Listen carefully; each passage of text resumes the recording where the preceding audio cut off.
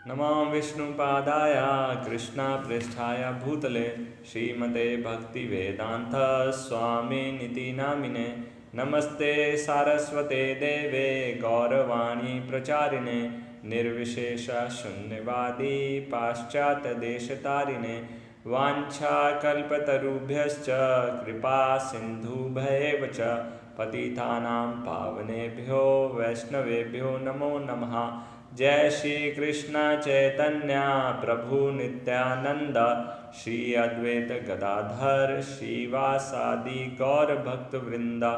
हरे कृष्णा कृष्णा कृष्णा हरे हरे, हरे राम राम राम हरे हरे। रामाय रामभद्राय रामचंद्राय वेदसे रघुनाथाय नाथाय सीताय पतये नमः। कूजन्तं राम रामेति मधुरं मधुराक्षरम् आरुह्य कविताशाखां वन्दे वाल्मीकिकोकिलम्। हरे कृष्णा। सभी भक्तों का स्वागत है। हम राम कथा पर चर्चा कर रहे हैं जिसमें हम किष्किंधा कांड पर डिस्कशन कर रहे हैं। कल हमने चर्चा किया था किस प्रकार से भगवान राम और लक्ष्मण का हनुमान जी से भेंट होती है। हनुमान जी एक सन्यासी और साधु के रूप में भगवान राम के सामने प्रकट होते हैं, लेकिन जैसे ही भगवान राम का दर्शन करते हैं उनके शरीर में अष्ट सात्विक विकार के लक्षण प्रकट होते हैं और बाद में अपने आप को संभालते हुए भगवान राम से प्रश्न पूछते हैं, आप क्यों, कौन है, यहाँ क्यों आए हैं। और भगवान राम उनसे प्रश्न करते हैं कि आप कौन हैं, आप साधु हैं तो आपके गले में नेकलेस कैसा है, हीरे का नेकलेस। जब भगवान राम के द्वारा हनुमान जी का वो छुपा हुआ नेकलेस पहचान लिया जाता है तो हनुमान जी समझ जाते हैं कि ये वही व्यक्ति है जिनको मुझे अपने जीवन समर्पण करना है और भगवान राम की शरण को स्वीकार करते हैं। उसके बाद भगवान राम और लक्ष्मण को लेकर सुग्रीव जी से मिलने के लिए जाते हैं। उसके आगे की चर्चा आज करेंगे हम।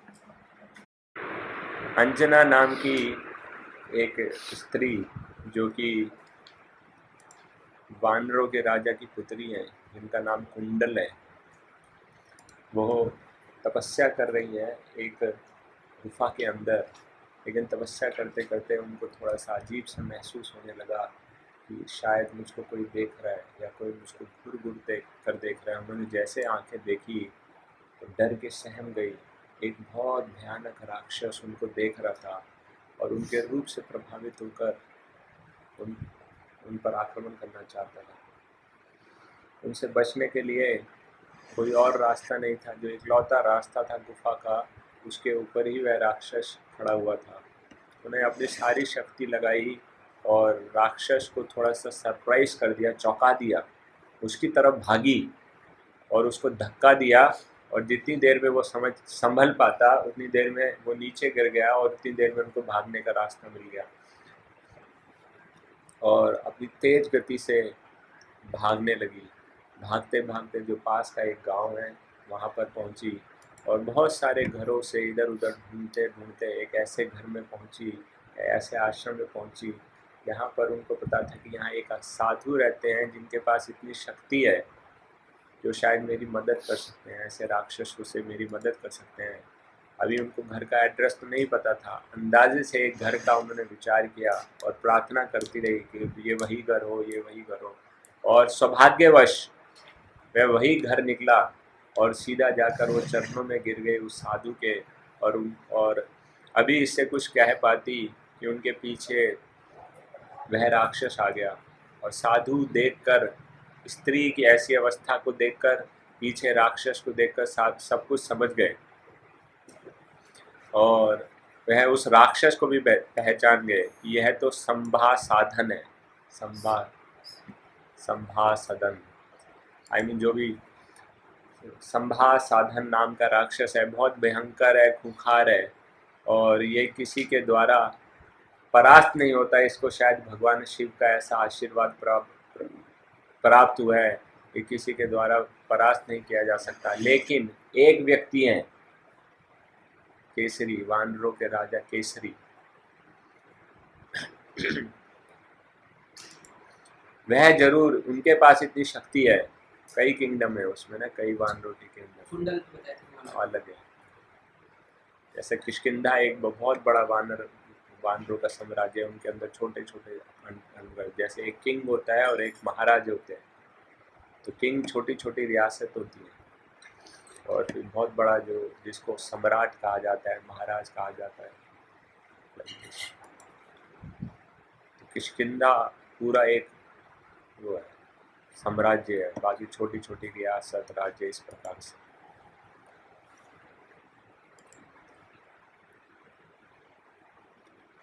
तो वह उनको बताते हैं कि केसरी इनसे शायद इनसे युद्ध करके इनको परास्त कर सकता है, लेकिन मुझको अभी यह पता नहीं कि केसरी कहाँ पर है।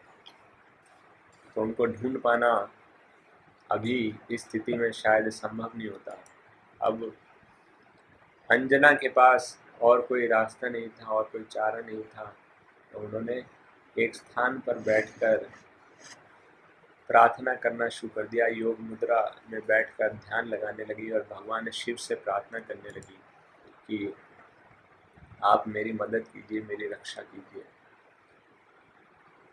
आंखें बंद कर कर वो प्रार्थना कर रहे हैं, इस बात से बेखबर कि राक्षस उनकी तरफ बढ़ रहा है। और जैसे ही उनके पास पहुंचने वाला था, तभी उस राक्षस को एक बहुत तेज प्रहार पड़ता है और केसरी वहां पर प्रकट हो जाते हैं। आंखें खोलती हैं और समझ जाते हैं कि भगवान शिव ने उनकी प्रार्थना को सुन लिया और समय पर रेसिप्रोकेट किया। अब केसरी और असुर के बीच में, राक्षस के बीच में बहुत भयंकर युद्ध छिड़ जाता है। दोनों एक दूसरे के साथ युद्ध कर रहे हैं, हाथों से, पेड़ों से, पर्वतों से, चट्टानों से, लेकिन कोई भी हार नहीं मान रहा है। राक्षस मायावी राक्षस था, इसीलिए उसने अपना रूप बदल लिया और राक्षस के बजाय एक बहुत बड़े हाथी, भयंकर हाथी के रूप में आ गया। अब उसका शरीर पहले के शरीर के मुकाबले 10 गुना बड़ा हो गया था और उसकी शक्ति भी बहुत ज़्यादा बढ़ गई थी और केसरी पर प्रहार करने लगा। लेकिन केसरी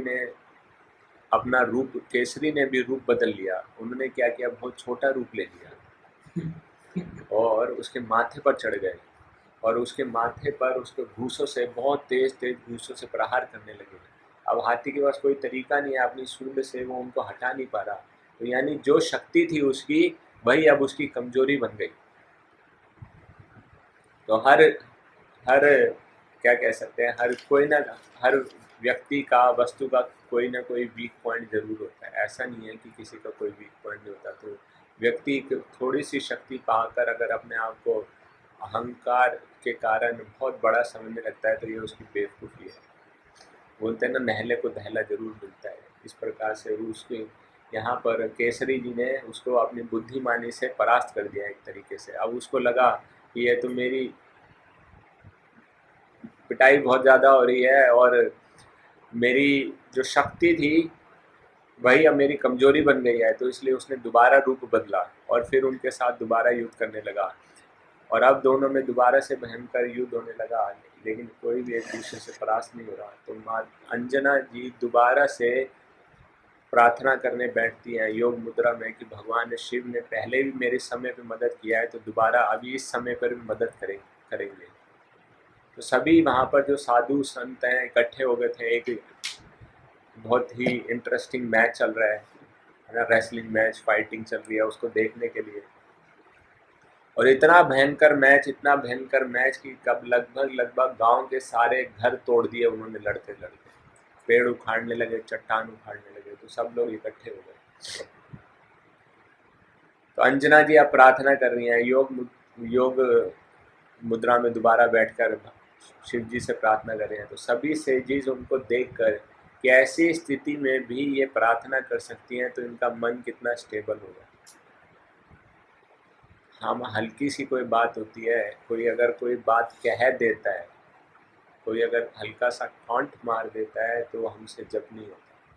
यहाँ पर जब जीवन मृत्यु का सवाल है, कुछ भी हो सकता है, और वहाँ पर भी बैठकर भगवान से प्रार्थना करना बहुत बड़ी बात है। बहुत इम्पोर्टेंट लेसन है कि जब हम when we are praying, when we are chanting, तो ये जीवन के जो उतार चढ़ाव है उससे डिस्टर्ब नहीं होना चाहिए, पूरा फोकस हम करेंगे अगर उस पर, तो भगवान रेसिप्रोकेट करते हैं। तो दोबारा से शिव जी ने रेसिप्रोकेट किया और उनको एक शब्द सुनाई दिया, ब्लड, खून। अब वो क्या पूछे, खून का क्या मतलब है, कैसे समझा जाए, उनसे पूछे थोड़ा एक्सप्लेनेशन दे दो, कमेंट्री कर दो या दोबारा रिपीट करो। तो अपना थोड़ा बुद्धि का इस्तेमाल करना पड़ेगा। तो उनको समझ में आया कि यह असुर की एक और कमजोरी है कि यह अपने ही खून के द्वारा मारा जाएगा। केसरी के धनुष बाण लेकर उन्होंने बाण पर उसी का खून लगाया जो कि फैला हुआ था, उसी राक्षस का खून लगाया। और राक्षस ने जब यह देखा कि ऐसा हो रहा है तो उसकी आंखों में डर आ गया और तुरंत वह धनुष बाण लेने के लिए अंजना जी की तरफ भागा। इतने में केसरी जी वहां पर आ गए और उन्होंने राक्षस के आने से पहले ही तीर चला दिया और राक्षस की मृत्यु हो गई।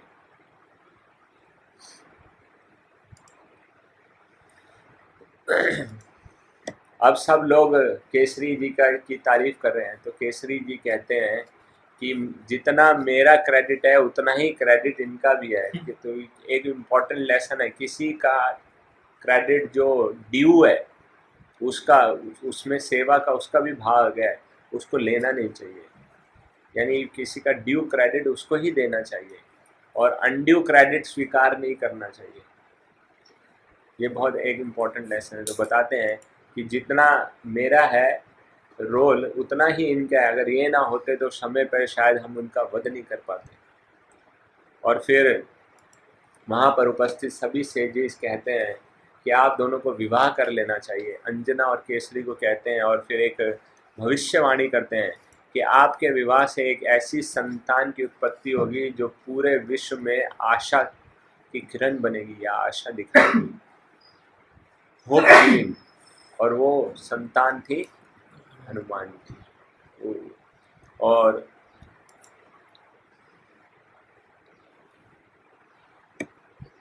ऐसा नहीं है कि यह हनुमान जी का प्राकट्य बहुत आसानी से हो गया था। विवाह के बहुत समय के पश्चात भी उनको कोई संतान की उत्पत्ति नहीं हुई। ठीक है। और ऐसा नहीं है कि इस बात से वो निराश हो गए, हताश हो गए, लेकिन इस बात से उनको ये समझ में आया कि जैसा कि साधुओं के द्वारा भविष्यवाणी की गई थी कि एक महान व्यक्तित्व का जन्म होगा, तो उसके लिए महान व्यक्ति, महान चरित्र के व्यक्ति के आने के लिए शुद्धता की आवश्यकता है। और हम शायद अभी इतने शुद्ध नहीं हैं, इतने प्योर नहीं है कि वह आ सकें। तो इसके लिए हमको क्या करना होगा, इसके लिए हमें और अपने आप को और शुद्ध करने की आवश्यकता है।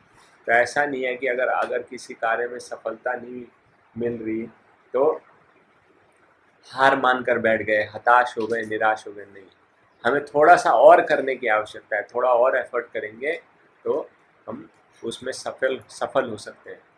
तो इसीलिए केसरी जी अलग अलग स्थानों पर, तीर्थ स्थानों पर भ्रमण करने के लिए चले गए और माता अंजना एक गुफा में बैठकर शिव जी की दोबारा से तपस्या में लीन हो गई। और वे जानती हैं कि शुद्धता की बहुत आवश्यकता है अगर हम एक ऐसे दिव्य व्यक्तित्व को जन्म देना चाहते हैं। और फिर थोड़ा सा अपने पिछले जन्म के विषय में विचार करती हैं कि कैसे उनसे कुछ गलती हो गई थी। ठीक है।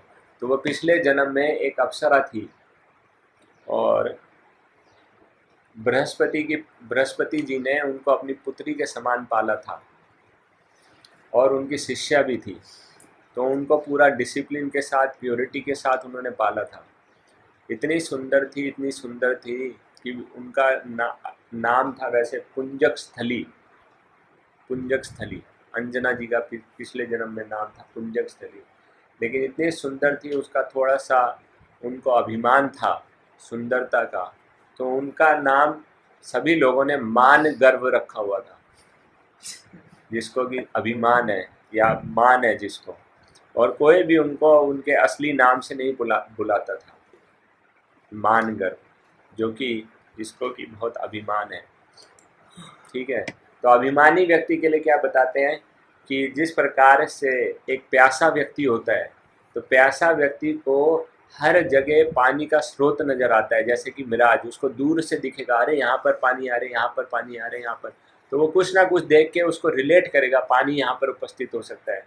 उसी प्रकार से अभिमानी व्यक्ति के विषय में बताया जाता है, क्या बताते हैं कि वो कोई ना कोई कारण जरूर ढूंढ लेता है अभिमान करने का, यह उसका स्वभाव है। जब नहीं भी होगा तब भी उसको लगा, देखा मैंने कर दिखाया, देखा मैंने किया है, उसको अभिमान हो जाता है। पुंजक स्थली को बृहस्पति जी ने अपनी पुत्री के समान पाला था, बहुत प्रेम से और बहुत डिसिप्लिन के साथ,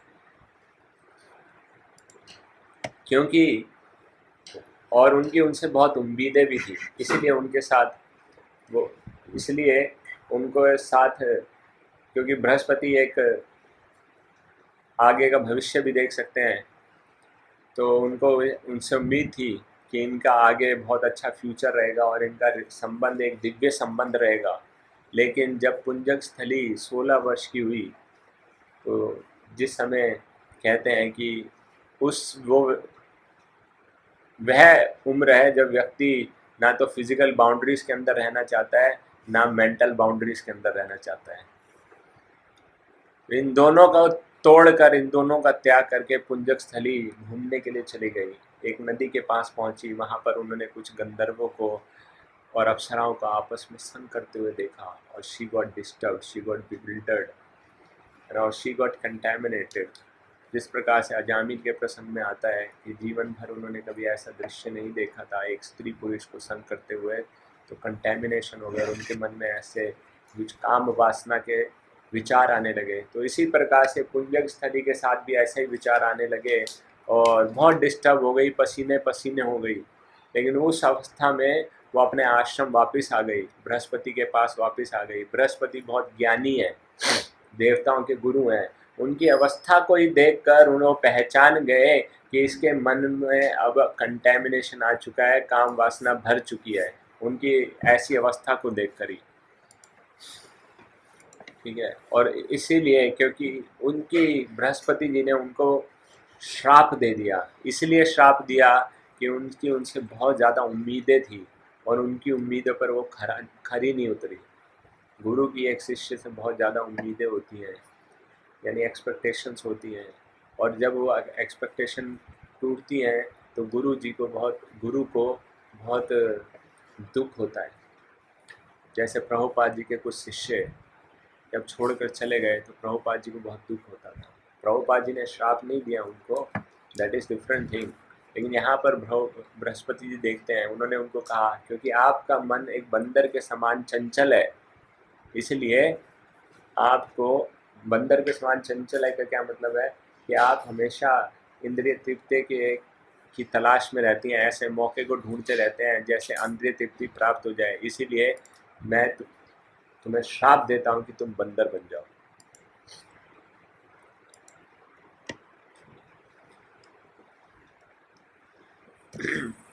पुंजक स्थली ने अपने गुरु के चरणों में गिरकर उनसे क्षमा प्रार्थना की, और वह देख पा रही थी कि गुरु जी इस बात से ज़्यादा डिस्टर्ब नहीं है ना, मतलब वो पुंजक स्थली इस बात से ज़्यादा डिस्टर्ब नहीं हुई कि उनको श्राप मिला है, लेकिन गुरु के चेहरे पर डिसअपॉइंटमेंट देखकर वो ज़्यादा डिस्टर्ब हो गई, ठीक है। और अब एक प्रकार से यह डिसअपॉइंटमेंट उनके साथ बहुत लंबे समय तक रहेगा। जैसे अगर कभी कभी हम कोई कॉम्प्रोमाइज़ कर देते हैं, लेकिन कॉम्प्रोमाइज़ के साथ जो एक गिफ्ट के रूप में प्राप्त होता है वो डिसअपॉइंटमेंट, वो कितने लंबे क्षण भर का कॉम्प्रोमाइज़, लेकिन कितने लंबे समय तक डिसअपॉइंटमेंट बना रहेगा, इसका हम अंदाज़ा नहीं लगा सकते। क्योंकि अब वह क्षमा प्रार्थना कर रही हैं, तो बृहस्पति जी उनको बताते हैं कि ये आशीर्वाद आपके लिए एक तरीके, ये श्राप आपके लिए एक तरीके से आशीर्वाद का काम करेगा, या it would be kind of blessing in disguise, bless हैं। और हालांकि पुंजक स्थली अब इस बात को समझती हैं, लेकिन अब अंजना के रूप में वे अच्छी तरीके से जानती हैं कि अगर उनको ऐसी संतान को उत्पन्न करना है जो पूरे विश्व में आशा की किरण दिखाएगी, तो उनको और शुद्ध होने की आवश्यकता है। और इसीलिए आज जब वह कुंडल की पुत्री हैं और केसरी की पत्नी है, तो आज वह अपने इस जीवन में उन्होंने ऐसा कोई कार्य नहीं किया या एक भी गलती नहीं की जिससे उनके मन में कोई भी इंद्रिय तृप्ति का विचार आ जाए। एक भी गलत विचार उन्होंने अपने हृदय के अंदर नहीं आने दिया। इतनी गहन तपस्या, इतनी कड़ी तपस्या उन्होंने की, और इसीलिए हनुमान जैसे भगवान के शुद्ध भक्त उनके गर्भ से प्रकट हुए। और हनुमान जी जिनको रुद्र का अवतार बताया जाता है और पवन देव का अवतार बताया जाता है, उसके विषय में कथा इस प्रकार से है। उनके विषय में बताते हैं, जब मोहिनी जी का प्राकट्य हुआ, मोहिनी मूर्ति का प्राकट्य हुआ समुद्र मंथन लीला के दौरान, और सबको आकर्षित कर लिया मोहिनी मूर्ति ने, और अमृत देवताओं को दे दिया, असुरों को मूर्ख बना दिया, और उसके बाद मोहिनी रूप प्रकट हो गया। इस पूरे एपिसोड के बाद भगवान शिव भगवान विष्णु के पास गए और उनसे कहा, प्रभु मैंने ऐसे इनकारनेशन के विषय में सुना है, ऐसे अवतार के विषय में सुना है जिसने सबको आकर्षित कर लिया था, सबको मन मोह लिया था, कोई भी उनके सुंदरता से प्रभावित हुए भी बिना नहीं रह सका। लेकिन प्रभु मैं तो उस दिन एब्सेंट था, मैं तो उस रूप का दर्शन नहीं कर पाया, आप मुझको वो रूप का दर्शन कराइए। भगवान विष्णु ने कहा, ये बहुत रिस्की है, आप इस बारे में विचार मत कीजिए, ये बहुत रिस्की है, अच्छे अट्रैक्ट हो गए थे, आप भी हो जाओगे। नहीं प्रभु, वो जिद करने लगे। भगवान विष्णु ने उनको वार्निंग दी, चेतावनी दी, नहीं ये ठीक नहीं है, ये उचित नहीं है, ये आपके लिए भी उचित नहीं होगा, मैं आपको सावधान करता हूँ। लेकिन वह नहीं माने, नहीं, मुझको अपनी जिद पर अड़ गए, जैसे कोई बच्चा अड़ जाता है, नहीं मुझे देखना है, नहीं मुझे देखना है, मुझे दर्शन कराओ। तो भगवान विष्णु ने कहा, अगर तुम्हारी ऐसी इच्छा है तो तथास्तु। पर वो उस वहाँ इस स्थान से प्रकट हो गए। थोड़ी दूर को उन्होंने देखा, विष्णु जी ने एक बहुत सुंदर स्त्री जा रही है, उसको देखते ही आकर्षित हो गए और उसके पीछे पागलों की तरह भागने लगे। एक स्थान से दूसरे स्थान तक हर जगह भाग रहे हैं। अब भगवान विष्णु उनके लिए लेसन और उनके फॉलोअर्स को लेसन देने के लिए उनके फॉलोअर्स के आश्रम से भी निकले। तो उनके जब फॉलोअर्स के आश्रम के सामने से निकले तो उन्होंने सर नीचे रखा कि नहीं, हमारे जो ईष्ट हैं भगवान शिव, उन्होंने किस तरह से कामदेव पर काबू कर लिया था, काम पर काबू कर लिया था, प्रभावित नहीं हुए थे। अगर हमको देखेंगे हम इससे अट्रैक्ट हो रहे हैं, मोहिनी रूप से अट्रैक्ट हो गए हैं, तो शायद उनको अच्छा नहीं लगेगा, तो वो ऐसा विचार कर रहे हैं। तो तभी देखते हैं उनके मास्टर जा रहे हैं उसी रूप का के पीछे पीछे। तो उनको समझ में नहीं आया क्या मतलब कैसे करें कैसे, तो उन्होंने अपने सर नीचे झुका लिया।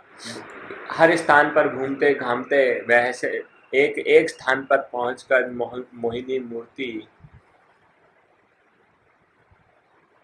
या भगवान का वह रूप शिव जी को अपने से स्पर्श होने का मौका प्रदान करता है। और जैसे ही भगवान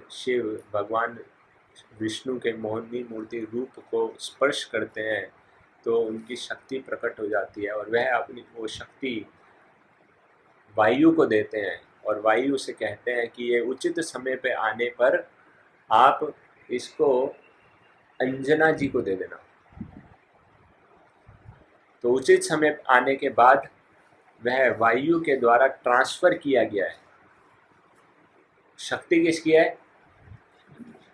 रुद्र की शक्ति है, और वायु के द्वारा ट्रांसफर किया गया है अंजना जी के गर्भ में, उनके कानों के द्वारा। ठीक है, उनके कानों के द्वारा यह ट्रांसफर किया गया, और तब हनुमान प्रकट होते हैं। तो ये कुछ लेसन्स हैं जो कि हमको मोहिनी मूर्ति से हमको प्राप्त होते हैं। सबसे पहले कि ये भगवान की जो शक्ति है, इल्यूजरी एनर्जी, माया, इसकी शक्ति को कभी भी हमको कम नहीं समझना चाहिए। जब भगवान शिव जैसा व्यक्ति, तपस्वी, योगी, भगवान का शुद्ध भक्त जो कामदेव को पराजित, तो ये ग्लोरिफिकेशन भी है भगवान शिव का कि वो किसी से साधारण रूप से आकर्षित नहीं होते। अगर हुए भी हैं तो भगवान से, उनसे तो हर कोई होता है, कौन सी बड़ी बात है, उनसे नहीं होंगे तो किससे होंगे। लेकिन फिर भी वो ये लेसन जरूर मिलता है कि माया से कोई भी प्रभावित हो सकता है। इसीलिए जब शिव जी हो सकते हैं तो हम किस खेत की मूली हैं, हमारी क्या बिसात। जब शिव जी जैसा महान वैष्णव, महान भक्त माया के द्वारा जो भगवान की शक्ति है उससे प्रभावित हो सकता है। इसीलिए हमको क्या करना चाहिए कि जब माया से हमको बहुत सावधानी से डील करना चाहिए। प्रभुपाद जी क्या क्या कहते हैं, प्रभुपाद जी बताते हैं कि मेरे अपने भक्तों से एक शिकायत है कि वो माया से सफिशिएंटली डरते नहीं है, यानी कि फ्लर्ट कर लेते हैं। गुरु महाराज हिज होलीनेस गोपाल कृष्ण गोस्वामी महाराज इसको दूसरी बात से बताते हैं कि हमको माया से चुस्की लेने की आदत है, चुस्की। तो ये बहुत बड़ा खतरा बन सकती है, इसको हम हमेशा याद रखना चाहिए। ठीक है। और दूसरा लेसन कि हालांकि ऐसा हो सकता है, ऐसे इस प्रकार से देखा जाए कि भगवान शिव की एक प्रकार से बेइज्जती हो गई अपने अपने फॉलोअर्स के सामने। ठीक है, उनको बहुत शर्म का सामना करना पड़ा। ठीक है, लेकिन भगवान शिव इससे बहुत ज़्यादा डिस्टर्ब नहीं हुए। ठीक है, क्यों डिस्टर्ब नहीं हुए? क्योंकि वो जानते थे कि भगवान विष्णु उनको एक एग्जाम्पल के रूप में इस्तेमाल कर रहे हैं ताकि लोगों को एक लेसन दिया जा सके, चेतावनी दिया जा सके कि हमको बहुत सतर्क रहने की आवश्यकता है। तो भगवान Shiva is used as an example. और तीसरा, ठीक है, भगवान विष्णु के द्वारा भगवान शिव को चेतावनी दी गई थी, जिन्होंने उसको ठीक से मतलब चेतावनी पर ध्यान नहीं दिया। तो इसका क्या मतलब है कि जब कोई हमको चेतावनी दे तो उसको ध्यान पूर्वक सुनना चाहिए और उस पर सोच विचार कर ही अमल करना चाहिए। हर बार ऐसा नहीं सोचना चाहिए हम तो खतरों के खिलाड़ी हैं, डर के आगे जीत है, जो होगा देखा जाएगा, जब ओखली में सर दिया तो मूसलों से क्या डरना। तो हर बार ऐसा नहीं सोचना चाहिए। मुंह की खानी पड़ सकती है, मुंह की खानी पड़ सकती है, हो सकता है बहुत बुरी हालत हो जाए। तो जब चेतावनी दी जाती है तो उसको इग्नोर नहीं करना चाहिए। चेतावनी को इग्नोर करना मूर्खता का लक्षण हो सकता है। तो जब भगवान के द्वारा यहाँ पर चेतावनी दी जाती है, गुरु के द्वारा सावधान चेतावनी दी जाती है। डेली प्रार्थना भी करते हैं ना, वंदो मुई सावधान मते।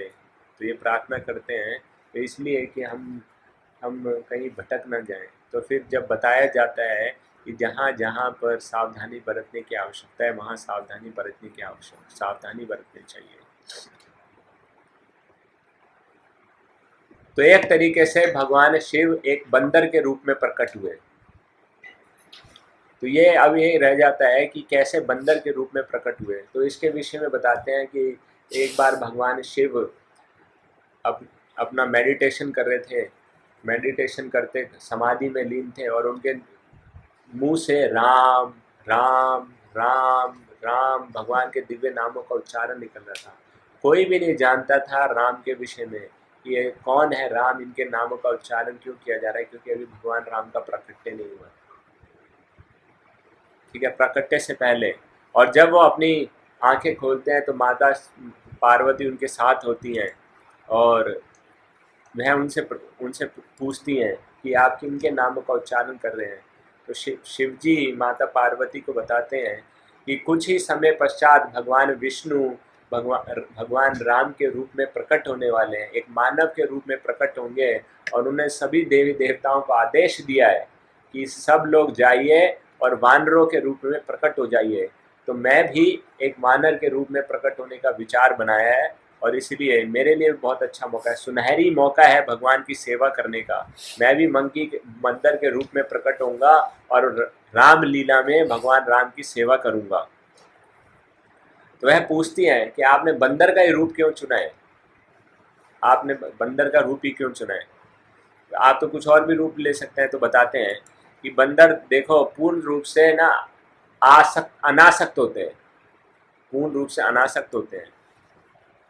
किस कार्य में, कि इस कार्य में कि वो बिना किसी शर्म के कोई भी कार्य कर सकते हैं, इस रूप से अना सकते हैं। वो किसी चीज़ से अटैच नहीं होते, वो शर्म नहीं देखते, अच्छा हाय ये काम कैसे करूँगा। तो कोई भी कार्य उनसे करा लिया जाए, नग्न अवस्था में भी रहते हैं तब भी कोई कार्य कर देते हैं। शर्म, उनको शर्म लिहाज की से बिल्कुल इस बात की कोई चिंता नहीं है। ठीक है। और फिर दूसरा बताते हैं, भगवान की सेवा करते हुए मैं किसी भी प्रकार की कोई बाधा नहीं चाहता हूँ। वो बाधा जो कि अच्छे जन्म से उत्पन्न होती है, बहुत ज़्यादा सुंदरता से उत्पन्न होती है, बहुत ज़्यादा ज्ञान से उत्पन्न होती है, या बहुत ज़्यादा फेम से उत्पन्न होती है, या ओपुलेंस से उत्पन्न होती है, ये इससे बाधाएं उत्पन्न होती हैं भगवान की सेवा करने के लिए। बंदरों के पास ऐसा कुछ नहीं है, तो बिना किसी बाधा के भगवान की सेवा अच्छे तरीके से कर सकते हैं। एक बहुत इम्पोर्टेंट लेसन यहाँ पर जो प्राप्त होता है कि व्यक्ति को उसके मार्ग में आने वाली जो भी बाधाएं हैं, जो उसके गोल को अचीव करने में बाधाएं बन सकती हैं, या जो उसको डिस्ट्रैक्ट कर सकती हैं, उसका तुरंत उसको त्याग कर देना चाहिए। जैसे भगवान शिव ने यहाँ पर त्याग कर दिया इन सभी चीज़ों का, उन्होंने कोई उनका केयर नहीं किया। जैसे कि उस एग्जाम्पल देते हैं कि सांप के विषय में बताया ना, सांप अपने शरीर का केचुली उतारता है या वो अपनी स्किन को उतार देता है, तो वो इसलिए उतारता है, अपनी स्किन को छोड़कर उसकी आयु में वृद्धि हो जाती है। अपनी आयु की अवधि को बढ़ाने के लिए वो नई स्किन धारण करता है और पुरानी स्किन छोड़ देता है, यानी अपने फायदे के लिए कर रहा है। तो इसी प्रकार से ये यहाँ पे कंपेयर किया गया है कि जो हमारे लिए काम का नहीं है उसको छोड़ देना चाहिए, ताकि हम भक्ति आगे अच्छे तरीके से कर सकें। अब माता पार्वती को थोड़ी सी चिंता होने लगी। उनको क्या चिंता थी, मेरे साथ कभी रहते नहीं, कभी समय नहीं देते, यहाँ पर इनके साथ, यहाँ पर साथ में तो हमेशा योग में लगे रहते हैं, भगवान में मेडिटेट करते रहते हैं, कभी इनका संग ठीक से तो प्राप्त होता नहीं। फिर भी भगवान राम की सेवा में वह किसी प्रकार की बाधा नहीं बनना चाहती थी, क्योंकि भगवान शिव की बहुत इच्छा थी भगवान रामलीला में कुछ सेवा करने के लिए। तो उन्होंने एक यूनिक रिक्वेस्ट किया कि अच्छा ठीक है, मैं आपको वानर बनने से नहीं रोकूंगी, क्या आप मुझे इस बात की परमिशन दे सकते हैं कि मैं आपकी पूंछ बन जाऊं। ठीक है। और शिव जी इस बात को स्वीकार करते हैं, तो हनुमान जी में शिव, हनुमान जी की जो पूंछ है वो शिव की शक्ति है। और शक्ति कौन है, शक्ति यानी शिव हनुमान के रूप में है। तो शिव की शक्ति उनकी पूंछ के रूप में है। आई मीन निकृष्ट से निकृष्ट रूप भी स्वीकार करने को तैयार हो गई भगवान की सेवा करने के लिए। इतना इम्पोर्टेंट मैसेज यहाँ पर प्राप्त होता है। पूंछ को कोई क्या रिस्पेक्ट करता होगा, पूंछ को सब लोग, वानर का मजाक ही उसकी पूंछ के लिए बनाया जाता है। रावण ने उसकी पूंछ ही जलाने का प्रयास किया था। ठीक है। लेकिन किसी भी प्रकार के इनकन्वीनियंस को स्वीकार करने के लिए तैयार हो गई, ताकि भगवान शिव से जुड़ी रहे और सेवा भी हो जाए, है ना। आई मीन तो ये क्या, इससे क्या पता चलता है कि ये उनका फ्लेक्सिबल नेचर है। कोई भी सेवा करने के लिए, मतलब सेवा करने के लिए अगर कोई भी किसी भी प्रकार से रेडी रहना चाहिए, हमेशा फ्लेक्सिबल रहना चाहिए, किसी प्रकार का कोई रिजर्वेशन नहीं होना चाहिए कि मैं ये सेवा कर सकता हूँ, मैं ये सेवा नहीं कर सकता। मैं तो यही सेवा है, यही मेरा स्वभाव है, और यही स्वभाव के अनुसार सेवा करना मेरे लिए उचित होगा।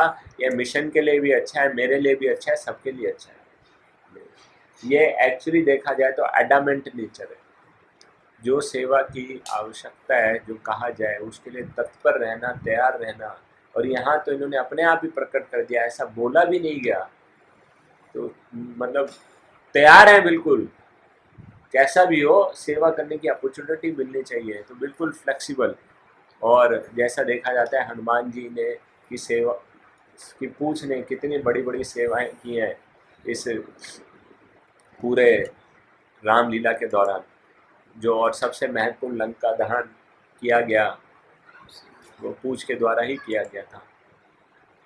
इसके बाद शिव जी हनुमान जी से एक और प्रश्न पूछती हैं कि समझ में नहीं आया, रावण आपका इतना बड़ा भक्त है, दशानन के रूप में आया तो आपके 10 के 10 रुद्र अवतार उससे प्रसन्न हो गए, उसको आशीर्वाद दे दिया। अब आप उसकी मृत्यु की तैयारी कर रहे हैं। तो बताते हैं कि वो दशानन के रूप में उसने 10 रुद्र अवतारों को तो प्रसन्न कर लिया है, लेकिन ये 11वां रुद्र अवतार हनुमान जी जो है उसकी मृत्यु का कारण बनेगा। ठीक है, क्योंकि वह उनको नाराज कर देगा, 11वें रुद्र अवतार को नाराज कर देगा। ठीक है, और यही प्रकट होते हैं अंजनेय या हनुमान जी के रूप में, और फिर भगवान के आगे सेवा करते हैं। तो इस प्रकार से हनुमान जी का प्राकट्य हुआ। और अब यही हनुमान जी कहाँ पर उपस्थित हैं? सुग्रीव के सामने उपस्थित हैं और भगवान राम और लक्ष्मण को लेकर आए हैं। और सुग्रीव जी के पास पहुंचकर अब भगवान राम और लक्ष्मण जी को इंट्रोड्यूस करते हैं, और इस बात को कहकर इंट्रोड्यूस करते हैं कि जिसको राम और लक्ष्मण को आप बहुत बड़ी समस्या समझ रहे थे, वास्तविक रूप में आपकी समस्या का समाधान है ये, ना कि समस्या है। आपके हर कष्टों का हल इनके पास है और उनको दूर करने के लिए ही यहाँ आपके पास आए हैं। तो इस प्रकार से समझाते हुए हनुमान जी सुग्रीव को राम और लक्ष्मण के विषय में बताते हैं कि ये अयोध्या के राजा दशरथ के पुत्र हैं। इनको 14 वर्ष का वनवास हुआ था, 13 वर्ष बीत चुके हैं।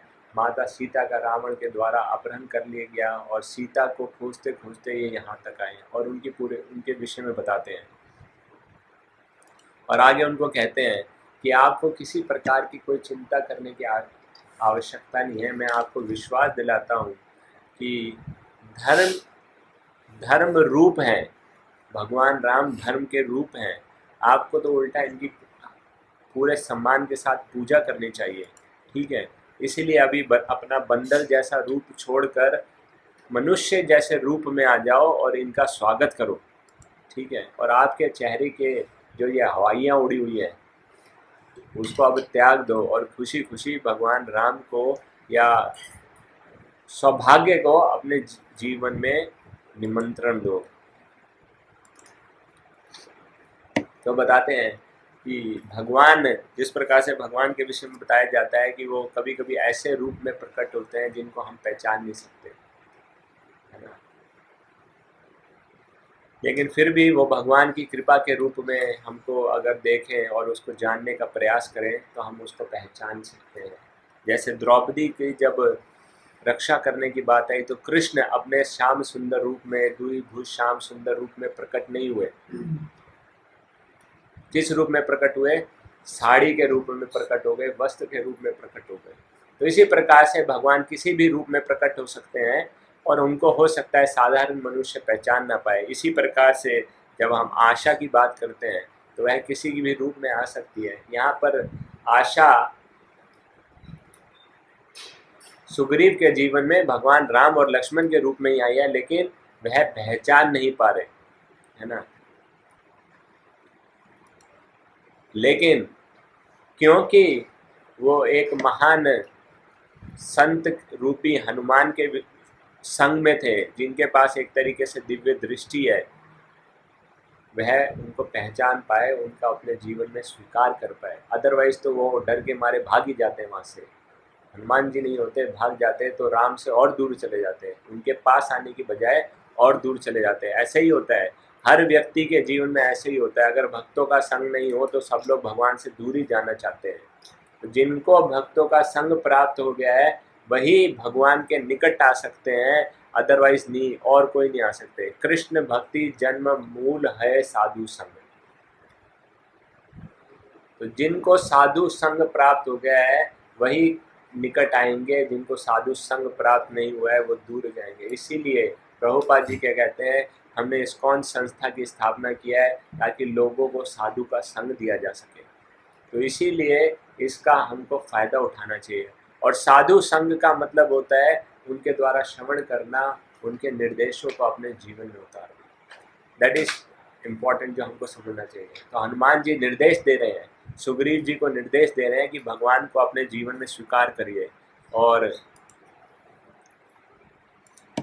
सुग्रीव जी उनकी बात को मानकर हनुमान भगवान राम को अपने जीवन में स्वीकार करते हैं।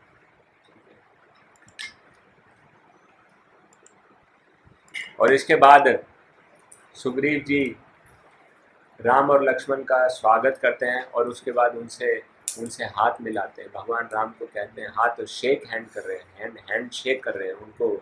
और ये एक प्रकार से प्रॉपर एटिकेट तो नहीं है, लेकिन अपने को राजा समझते हुए उन्होंने हाथ आगे बढ़ा दिया कि हैंड शेक करने के लिए। अब कि आइए आपका स्वागत है। हैंड शेक उस समय भी चलता था, है ना, ब्रह्मा जी के समय से है, उनसे भी हैंड शेक किया था भगवान राम ने। लेकिन कोरोना पीरियड में बंद है, हैंड शेक नहीं करना है, सबको ये ध्यान रखना है, सबको दूर से प्रणाम करना है, नमस्ते करना है, हरे कृष्णा करना है। एनीवेज, तो भगवान राम ने वो कार्य किया जो कि सुग्रीव जी एक्सपेक्ट नहीं कर रहे थे। भगवान राम ने उनके साथ हैंड शेक किया, हाथ अच्छे से पकड़ लिया, उनको खींचा और गले लगा लिया। जब सुग्रीव जी को उन्होंने गले लगाया तो उनके मन के भाव बहुत बदल गए, एक तरीके से इमोशनल हो गए। क्यों इमोशनल हो गए? कि उनका अपना भाई उनकी जान के पीछे पड़ा हुआ है और यहाँ पर एक अनजान व्यक्ति है जो उनको गले लगा रहा है, इतने स्नेह भाव से, इतने प्रेम पूर्वक तरीके से। उनको पूरा अपनापन का एहसास होने लगा। तो यह विचार उनके मन में आने लगे और फिर उसके बाद भगवान राम ने अपने आप को थोड़ा सा अलग किया और उसके बाद दोनों एक दूसरे की आंखों में देखते रहे बहुत लंबे समय तक। ठीक है, तो भगवान राम की आंखों में सुग्रीव देख रहे हैं लंबे समय तक, समझना बहुत स्वाभाविक है। क्यों? भगवान का चरित्र ही ऐसा है, भगवान का रूप ही ऐसा है, हर कोई उनसे आकर्षित होगा ही होगा। तो इतनी करिश्मेटिक, अट्रैक्टिव पर्सनालिटी है वो। लेकिन भगवान राम सुग्रीव की आंखों में क्यों देख रहे हैं? बंदर जैसा मुंह है, बंदर तो इतने सुंदर भी नहीं होते हैं। तो यहाँ पर भगवान के मूड का विषय पता चलता है। अभी सुग्रीव ने एक तरीके से निश्चय कर लिया कि आपका मैं शरणागत होता हूँ, आपकी सेवा के लिए तत्पर हूँ। अभी इस बात का डिक्लेरेशन भी करेंगे, लेकिन एक तरीके से स्वीकार कर रहे हैं। तो भगवान इसी बात से बहुत ज़्यादा प्रसन्न हो जाते हैं कि अब ये एक जीव था जो मुझसे बिछुड़ गया था, अब ये इस बात को स्वीकार कर रहा है कि मैं भगवान का सेवक बनने के लिए तैयार हूँ। तो इसी बात को भगवान बहुत वैल्यू करते हैं और देखते हैं कि अब ये जीव वापस आ जाएगा। इसी बात से उनको बहुत प्रसन्नता होती है और उस पर पूरा अपना ध्यान केंद्रित कर देते हैं कि अब ये जीव वापस आ जाएगा। जो ऐसा विचार भी कर लेता है कि अब मुझको भगवान की सेवा करनी चाहिए, तो ये भगवान राम की महानता है। उस जीव के ऊपर पूरा ध्यान केंद्रित, तो उसके ऊपर उन्होंने पूरा ध्यान केंद्रित कर दिया कि अब ये मेरी शरण में आ जाएगा। और इसके बाद आपस में दोनों में जब मित्रता होने लगी तो हनुमान जी ने बहुत ही जल्दी एक सुंदर हवन कुंड का निर्माण कर दिया और उसके आगे यज्ञ कुंड को बनाकर सजा दिया, फूलों और पत्तों से उसको सजा दिया। फिर दोनों ने 7 फेरे लिए, 7 परिक्रमाएं की एक साथ, और अपनी फ्रेंडशिप को सील कर दिया। अभी कोई प्रश्न कर सकता है ये ऑफिशियल फॉर्मेलिटी की क्या आवश्यकता है ना? तो यह है कि एक रिचुअल की क्या आवश्यकता है, रिचुअल की क्या आवश्यकता है, इसकी क्या ज़रूरत है? शब्दों के द्वारा नहीं हो सकता। तो बताते हैं कि ये जो रिचुअल्स हैं एक रस्सी के समान है और वो रस्सी किसको बांधने का कार्य करती है? जो अनस्टेबल माइंड है उसको बांधने का कार्य करती है। किसके साथ?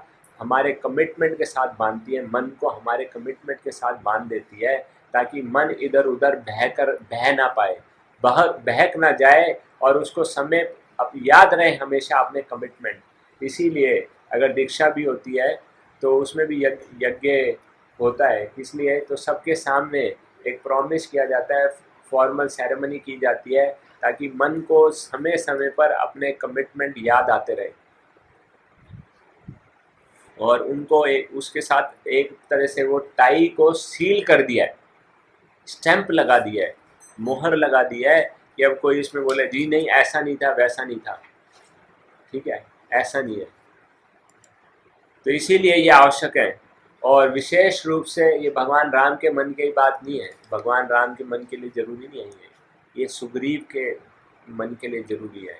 जिनका मन बहुत ही चंचल है, जिनका मन इधर उधर बहुत भटकता रहता है, जिनका मन डर से बहुत भरा हुआ है, तो उनको आशा उम्मीद दिलाने के लिए, उनको विश्वास दिलाने के लिए कि आप भगवान राम के साथ आपका संबंध पक्का है, तो इसीलिए आपको किसी प्रकार की चिंता की आवश्यकता नहीं है बस, और आपको बस अपने कमिटमेंट के ऊपर ध्यान देना है।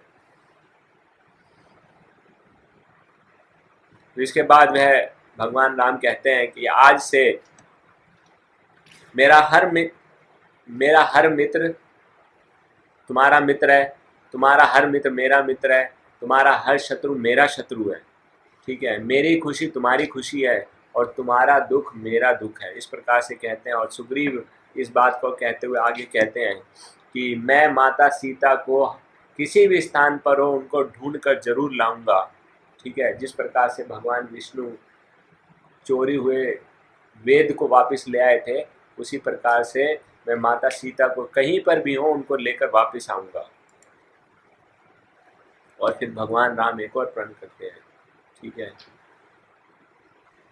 कि मैं प्रण करता हूं कि तुम्हारा शत्रु अगर आकाश में भी छिप जाएगा तब भी मैं उसको ढूंढ निकालूंगा और उसका वध कर डालूंगा। इस प्रकार से भगवान राम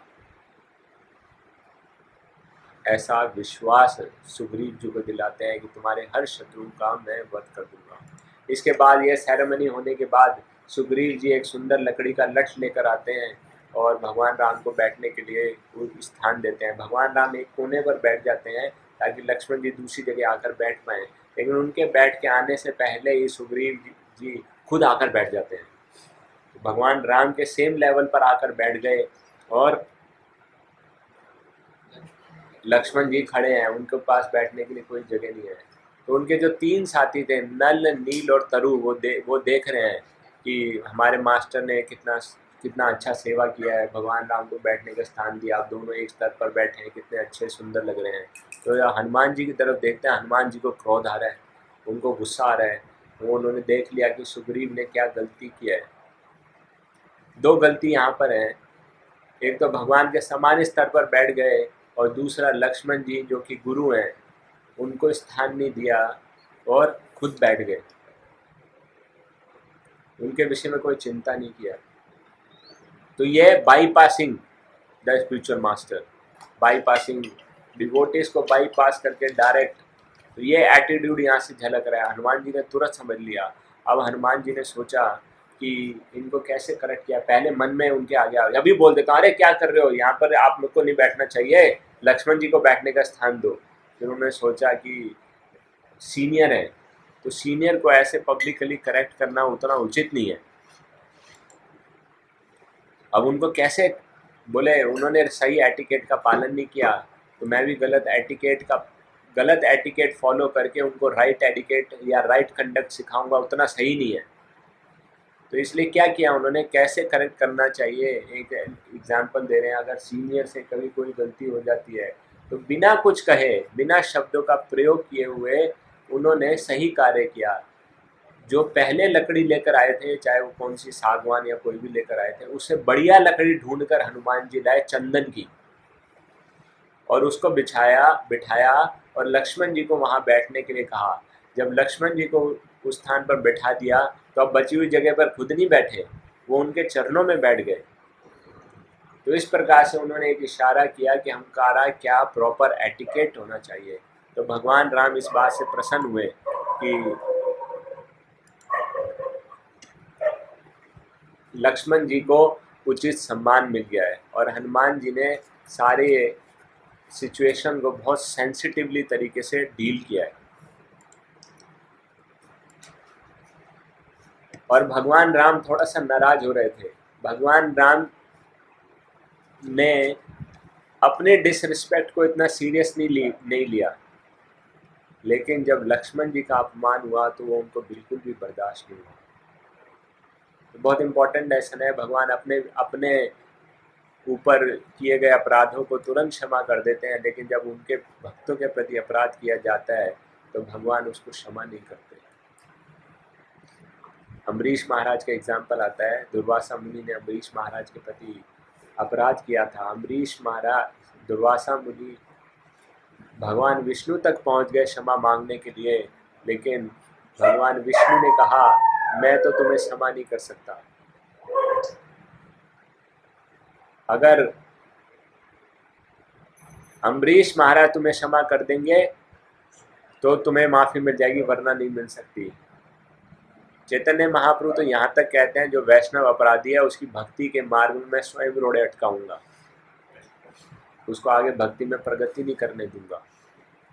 तो यानी कि वैष्णव अपराध इतना भयानक है, इसलिए उससे बचना चाहिए।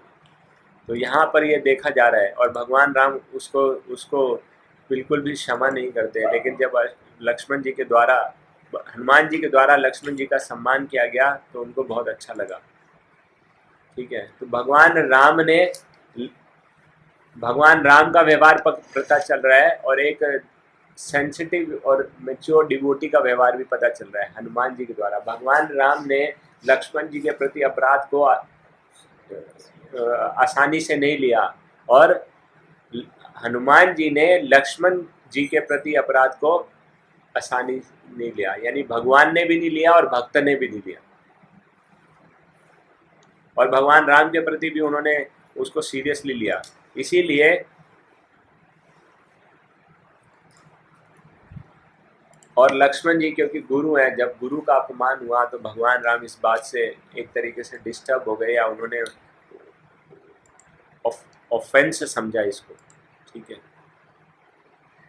तो इस बात का हमको ध्यान रखना चाहिए, और गलती से भी गलती नहीं करनी चाहिए, सतर्क रहना चाहिए, नहीं तो भगवान नाराज हो जाएंगे। अब सुग्रीव जी के साथ भगवान राम की मित्रता हो सकती है। कभी कभी ऐसा प्रश्न हो गई है, तो कभी कभी ऐसा प्रश्न आ सकता है कि सुग्रीव के साथ क्यों दोस्ती किया।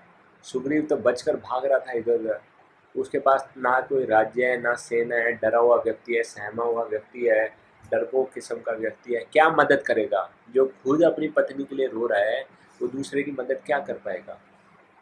वाली जो कि राजा है, जिसके पास सेना है, शक्ति है, रावण जिसकी बात मानता है, उसका साथ दोस्ती क्यों नहीं किया। कबंध ने भी बोला सुग्रीव के पास जाओ, और शबरी ने भी बोला सुग्रीव के पास जाओ, किसी ने वाली का नाम नहीं लिया। तो सुग्रीव में ऐसे क्या गुण है और वाली में ऐसी क्या कमी है, ये जानना बहुत आवश्यक है कि किस व्यक्ति की मदद की जा सकती है या कौन किस व्यक्ति की मदद ली जा सकती है। तो भगवान राम एक तरीके से सुग्रीव की मदद करने आए, है ना, तो वो प्रिपेयर था इस चीज़ के लिए। तो उसके विषय में बताते हैं कि जो सबसे 4 कारण ऐसे हैं कि सुग्रीव के साथ दोस्ती क्यों की, या सुग्रीव आइडियल पार्टनर क्यों है, और 4 ऐसे कारण हैं कि वाली आइडियल पार्टनर क्यों नहीं है। तो उसके हम बताते हैं कि पहला, सुग्रीव का जो सबसे फोरमोस्ट और मोस्ट इम्पॉर्टेंट कारण था कि क्या था कि उनके साथ हनुमान जी थे। हनुमान जी जो कि जिनका संग व्यक्ति को शक्तिशाली से भी शक्तिशाली बना सकता है। वो केवल शक्ति के स्रोत नहीं है, उनके पास विजडम है, ज्ञान है, नॉलेज है, सब कुछ है उनके पास। इसीलिए हनुमान जी की उपस्थिति सुग्रीव को बहुत आइडियल पार्टनर बनाती है। उसके बाद दूसरा कि सुग्रीव जी की सरलता।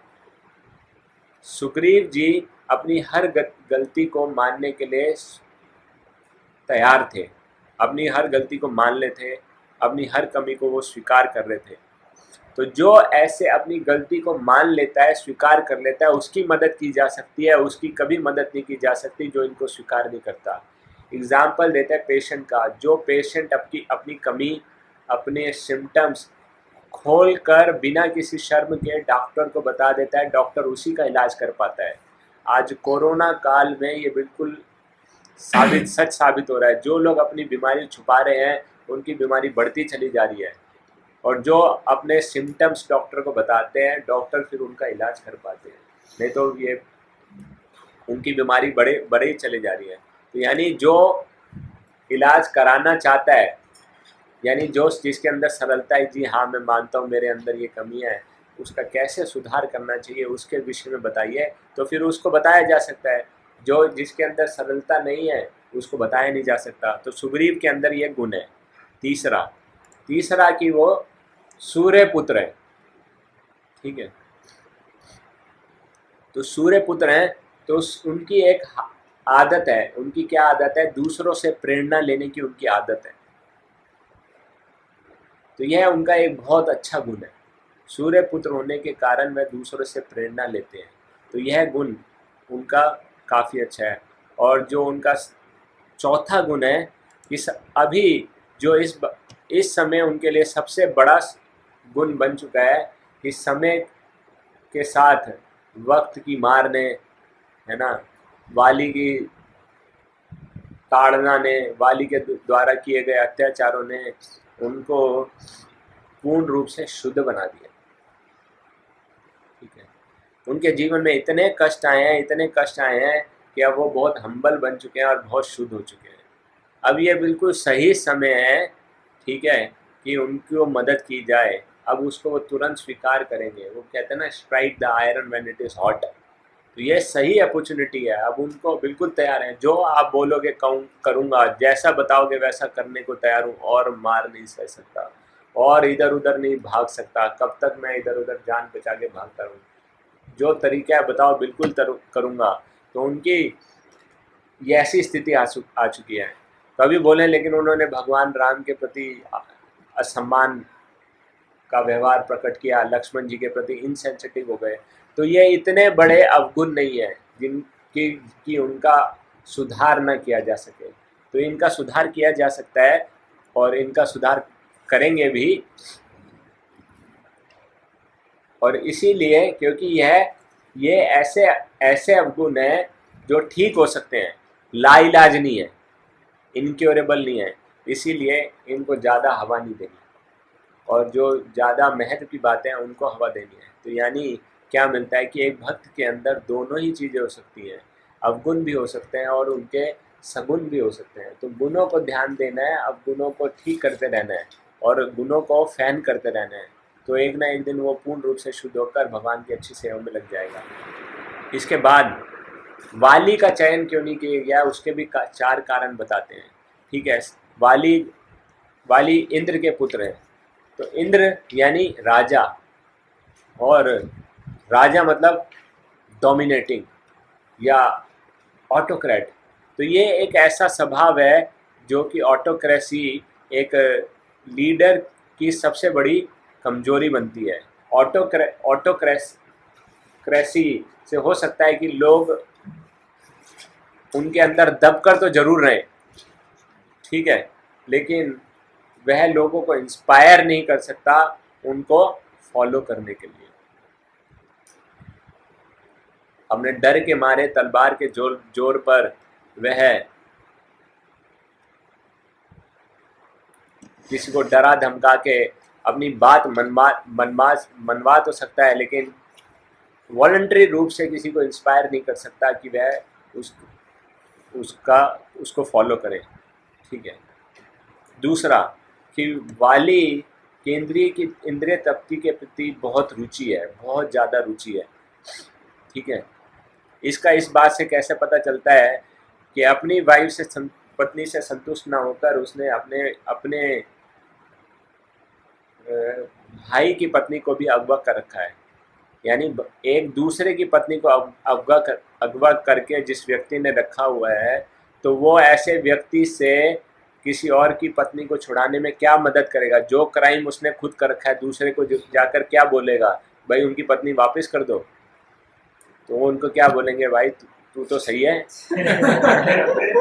खुद दूसरे की पत्नी को घर में रखा हुआ, मुझको उल्टा उपदेश दे रहा है। तो उसकी बात की कोई वैल्यू नहीं है। ठीक है। और तीसरा क्योंकि उसका अहंकार बहुत ज़्यादा है अभी, इसीलिए उसका शुद्धिकरण नहीं हुआ है। ठीक है, और इसी कारण से वो अपने आप को अपराजय समझता है, अब कि मैं कभी पराजित नहीं हो सकता। इसके कारण उसका अहंकार बहुत ज़्यादा बड़ा हुआ है, जो एक दिन उसकी मृत्यु का कारण बनेगा।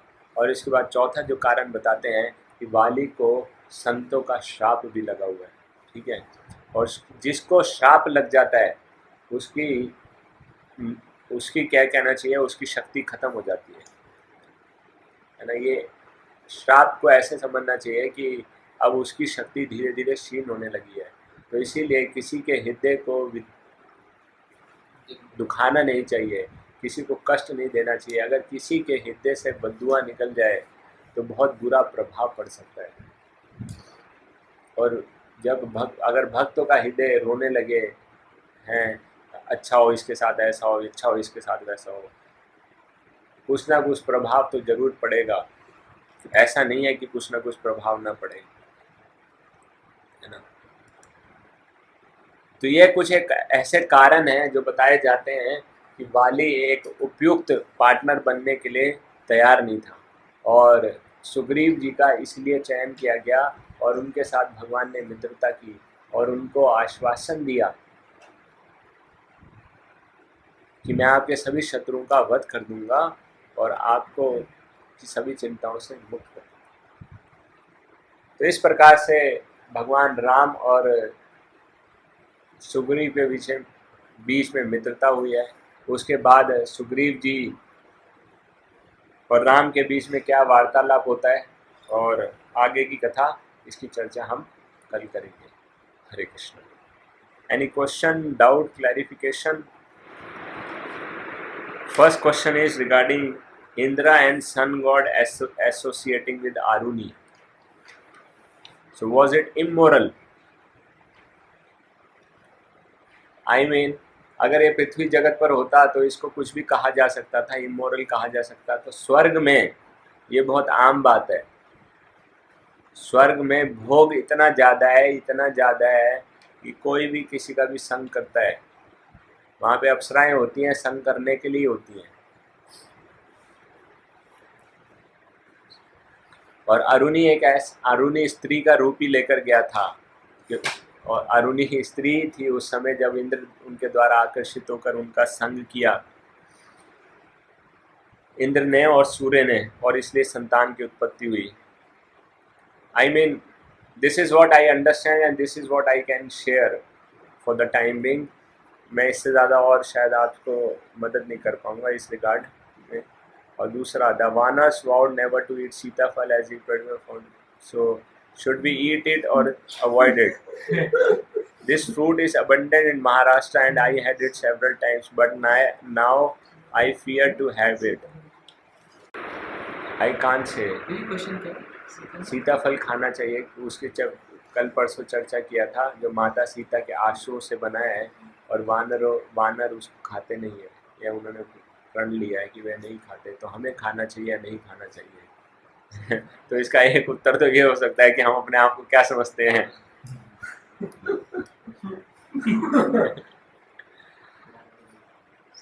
मैंने इसके विषय में सुना नहीं है कि मनुष्य इसको खाते हैं कि नहीं खाते। कुछ अगर कुछ पता लगेगा तो मैं बता दूंगा।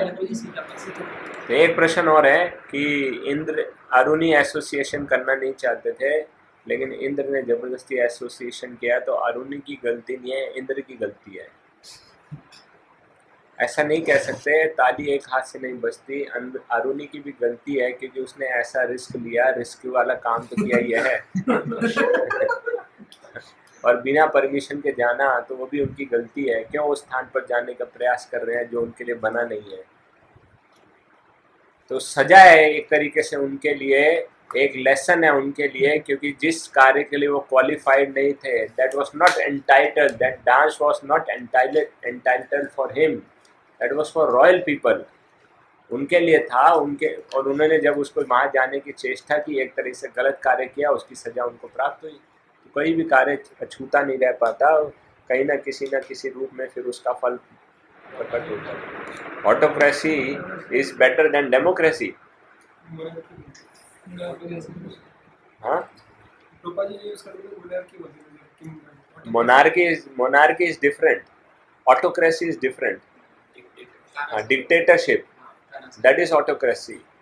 और मोनार्की, ऐसा नहीं है कि monarch can not act like a dictator, there were so many monarchs in the past. They acted as a dictator also, but monarch can be an ideal king also, who inspire his followers to follow him voluntarily, because they feel inspired, like Ayodhya Vasis.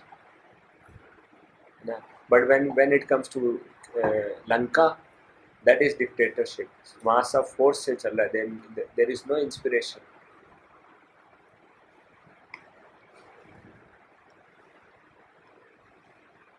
और Kishkindha, that is in between, in the middle. So one level is Ayodhya, middle is Kiष्किंधा, Tathastha, and the Lanka is extreme, one extreme. Ayodhya में संस्कृति का पालन किया जाता है, लंका में विकृति का पालन किया जाता है, किष्किंधा में प्रकृति का पालन किया जाता है. प्रकृति हमेशा तटस्थ है, वो संस्कृति की तरफ भी जा सकती है और विकृति की तरफ भी जा सकती है. चॉइस है. थोड़ा इसके विषय में कल डिटेल में चर्चा करेंगे. लेकिन autocracy is what I meant, that is like dictatorship. It's not like monarchy.